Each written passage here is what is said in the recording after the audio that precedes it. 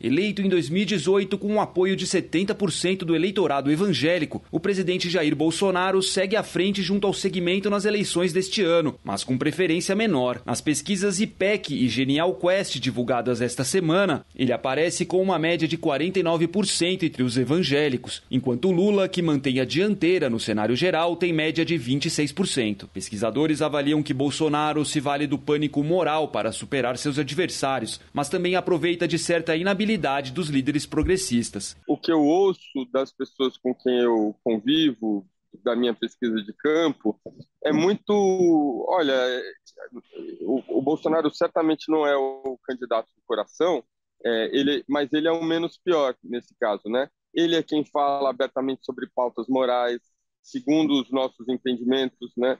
Ele é a pessoa que levou evangélicos para ocupar cargos importantes no governo. A aproximação de políticos da direita e extrema-direita com o público evangélico começou a ganhar outra dimensão na última década, especialmente após a eleição de Dilma Rousseff e o início de uma onda de antipetismo que se mantém até hoje. Rapidamente, os avanços sociais e econômicos proporcionados pela sua gestão e do seu antecessor Lula passariam a ser eclipsados por avanços em direitos para as minorias, temas caros ao campo progressista, mas impopulares aos mais conservadores. A religião vem sendo mobilizada para a produção de pânicos morais associadas a direitos sexuais e reprodutivos, né, que estão totalmente atrelados aos avanços de direitos de minorias que a gente teve em governos anteriores do PT.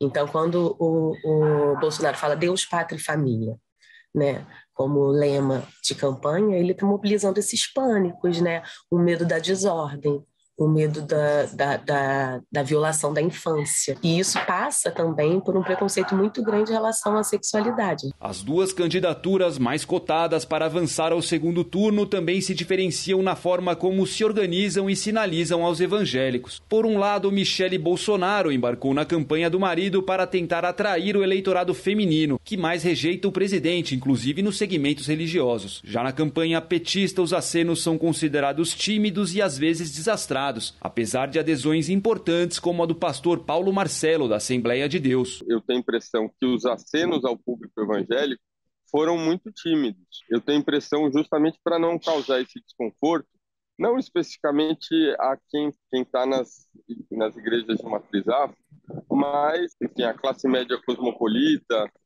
e veria isso com antipatia, né? E que hoje é uma parte importante desse eleitorado que, enfim, defende o presidente Lula. Evangélicos também se queixam de um forte preconceito que se criou em torno de suas crenças e estilos de vida.